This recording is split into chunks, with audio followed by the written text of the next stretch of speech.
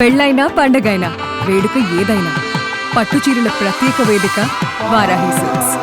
నమస్తే, welcome to Suman TV sports. నేను మీ Sai Bhairi. Match number 50 ఈరోజు ఎల్ఎస్జీ వర్సెస్ ఆర్సీబీ మ్యాచ్ జరగబోతుంది. ఈ మ్యాచ్లో ఎవరు గెలుస్తారు, ఎవరికి ఎలాంటి ట్రాక్ రికార్డు ఉంది, పూర్తిగా మాట్లాడేటువంటి ప్రయత్నం చేద్దాం. ఇప్పటివరకు ఫేస్ టు ఫేస్ తలపడ్డటువంటి మ్యాచ్లో 2 ఎల్ఎస్జీ గెలిచింది, 5 ఆర్సీబీ గెలిచినటువంటి పరిస్థితి రికార్డు ఇక్కడ ఉంది. అండ్ ఇక్కడ లక్నోలో జరుగుతున్నటువంటి మ్యాచ్ కాబట్టి హోమ్ టౌన్ ఎల్ఎస్జీగా మారేటువంటి అవకాశం ఉంది. సో ఇక్కడ ఈ స్టేడియంలో యావరేజ్ ఫస్ట్ ఇన్నింగ్స్ స్కోర్ వచ్చి 172 ఉంది, సెకండ్ ఇన్నింగ్స్ స్కోర్ వచ్చి 161 ఈ యొక్క గ్రౌండ్లో నమోదవడం జరిగింది. హయ్యెస్ట్ స్కోర్ వచ్చి 235, లోయెస్ట్ 108 స్కోర్ ఉంది.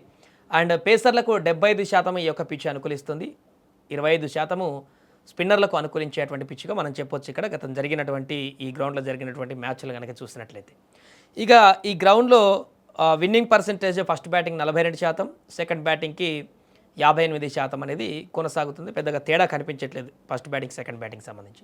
ఇక రెండు జట్లకు సంబంధించిన బ్యాటింగ్ ఆర్డర్, బౌలింగ్ ఆర్డర్, ఎవరు గెలిచారు లాస్ట్ మ్యాచ్లో ఏంటి అనేటువంటి వివరాలు కనుక చూస్తే ఆల్రెడీ ఒక మ్యాచ్ ఆడారు వీరు ఫేస్ టు ఫేస్ ఈ సీజన్లో. అప్పుడు ఆర్సీబీ చాలా క్లీన్గా గెలిచినటువంటి పరిస్థితి నెలకొంది. ఇక ఎల్ఎస్జీ బ్యాటింగ్ ఆర్డర్ విషయానికి వస్తే compare to RCB LSG batting విభాగం చాలా వీక్గా ఉన్నట్టుగా ఈ సీజన్లో మనకు కనిపించింది. బట్ లాస్ట్ మ్యాచ్లో మంచి కంబ్యాక్ ఇచ్చారు బ్యాటర్స్ అందరూ కూడా. ముఖ్యంగా నికోలస్ పూరన్ భీకరమైనటువంటి ఫామ్లోకి వచ్చాడు లాస్ట్ మ్యాచ్లో. మొత్తం మొదటి మ్యాచ్ నుంచి విఫలమవుతున్నా కూడా లాస్ట్ మ్యాచ్లో 300 స్ట్రైక్ రేట్తో ఆడి అద్భుతంగా హై స్కోరింగ్ చేయడానికి ఒక బాటలు వేశాడు ఎల్ఎస్జీకి. బట్ అక్కడ ఓడిపోయింది అనుకోండి, 220 పైగా చేసినా కూడా. But Mitchell Marsh, Nicholas Pooran ఫామ్లోకి రావడము, రిషబ్ పంత్ ఎప్పుడో ఒకసారి ఆశిస్తున్నట్టుగా రాణించడము, ఆశించినంత రాణించకుండా మార్క్రమ్ కూడా అవసరమైన సందర్భంలో రాణిస్తున్నటువంటి పరిస్థితి ఉంది. కాబట్టి నికోలస్ పూరన్, మార్ష్ ఫామ్లోకి రావడం అయితే కొంత బ్యాటింగ్ బలాన్ని పెంచింది ఎల్ఎస్జీకి అని చెప్పుకోవచ్చు. ఇక ఆర్సీబీ విషయానికి వస్తే అండ్ ఇంకోటి లాస్ట్ మ్యాచ్లో ఇంగ్లీష్ని ఇంట్రడ్యూస్ చేశారు, పెద్దగా రాణించలేదు. మరి నెక్స్ట్ మ్యాచ్లో ఇంగ్లీష్ని మళ్ళీ ఆడిస్తారా లేదా అని చూడాలి. ముకుల్ చౌదరి కూడా ఒక మ్యాచ్ 2 మ్యాచ్లో స్టార్ అయ్యాడు, కానీ ఆ తర్వాత అనుకున్న స్థాయిలో అవకాశం రావట్లేదు, వచ్చినా కూడా వినియోగించుకోవట్లేదు. ఇక ఆర్సీబీ బ్యాటింగ్ విషయానికి వస్తే మొదటి సెషన్లో అంటే 7-8 మ్యాచ్ల వరకు ఒక విధ్వంసకరమైనటువంటి బ్యాటింగ్ ప్రవాహాన్ని కొనసాగించిన ఆర్సీబీ గత 2 మ్యాచ్ల నుంచి డీలా పడుతున్నటువంటి పరిస్థితులు మనం చూస్తున్నాం.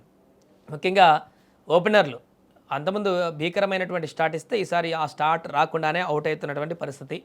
ఫిలిప్ సాల్ట్, విరాట్ కోహ్లీ మంచి వరుసగా ఇంతకుముందు వరకు రానిచ్చి 2 మ్యాచ్ల్లో పెద్దగా ఫామ్ కోల్పోయినట్టుగా కనిపించింది. బట్ ఆ ఫామ్ మళ్ళీ ఇప్పుడు వస్తే ఖచ్చితంగా వాళ్ళ బ్యాటింగ్ ఆర్డర్ ఏ రకంగా ఉందో మనం చెప్పాల్సిన పని లేదు. తర్వాత దేవదత్ పడకులు ఉన్నాడు, రజత్ పటిదార్ ఉన్నాడు, టీమ్ డేవిడ్ ఎలా ఆడుతున్నాడో మనందరికీ తెలిసిందే. సో బ్యాటింగ్ ఆర్డర్ చూస్తే ఎల్ఎస్జీ కంటే ఆర్సీబీనే ఆన్ పేపర్ చాలా స్ట్రాంగ్గా కనిపిస్తుంది. గత 2 మ్యాచ్ల్లో చూస్తే ఎల్ఎస్జీ పికప్లోకి వచ్చినట్టుగా కనిపిస్తుంది బ్యాటింగ్ ఆర్డర్లో. సో బ్యాటింగ్ ఆర్డర్ విషయానికి వస్తే స్లైట్ ఎడ్జ్ ఆర్సీబీకి ఉన్నా కూడా కొంత టఫ్ ఫైట్గానే ఉంటుందని మనం చెప్పొచ్చు. ఇక బౌలింగ్ విషయానికి వస్తే ఎల్ఎస్జీలో మొహమ్మద్ షమి అద్భుతంగా బౌలింగ్ చేస్తూ రాణిస్తున్న పరిస్థితులను చూస్తున్నాం. తనకి సపోర్ట్ బౌలింగ్ దొరకకపోవడమే ఎల్ఎస్జీకి పెద్ద మైనస్గా మారుతుంది.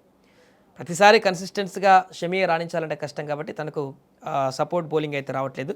ప్రిన్స్ యాదవ్ కూడా మొదట్లో రాణించాడు, కానీ ఆ తర్వాత పెద్దగా కనిపించలేదు. దిగ్విజయ్ సింగ్ రాత్ తను కూడా రాణిస్తాడో చూడాలి. ఆవేష్ ఖాన్ కూడా లాస్ట్ మ్యాచ్లో పర్వాలేదు అనిపించాడు.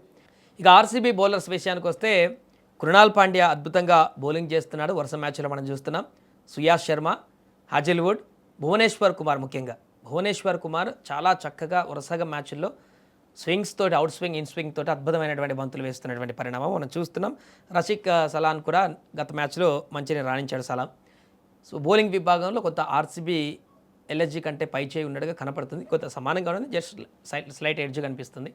ఓవరాల్గా ఇక్కడ లక్నోలో జరుగుతున్నటువంటి మ్యాచ్ కాబట్టి గత మ్యాచ్ ఓడిపోయినటువంటి సందర్భం కూడా ఉంది కాబట్టి కొంత ఫస్ట్ సీజన్తో పోలిస్తే 2 మ్యాచ్లు ఒడిదుడుకులు ఉన్నాయి కాబట్టి ఆర్సీబీ కంబ్యాక్ చేయడానికి చాలా ఖచ్చితంగా ముందడుగు వేస్తారు. కాబట్టి ఈ మ్యాచ్లో ఎల్ఎస్జీ గెలుస్తుందా ఆర్సీబీ గెలుస్తుందా అంటే కొంత ఎడ్జ్ అయితే ఆర్సీబీకి మనకు కనిపిస్తుంది. But already first match RCB గెలిచింది కాబట్టి రివెంజ్ తీర్చుకోవడానికి ఎల్ఎస్జీ సాయశక్తులా ప్రయత్నించే అవకాశం ఉంది. కానీ ఇక్కడ పెద్ద మైనస్ కెప్టెన్ నుంచే కనిపిస్తుంది.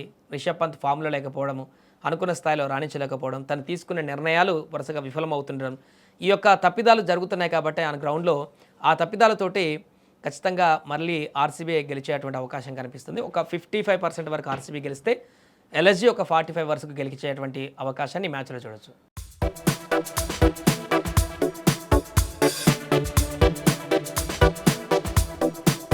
Thank you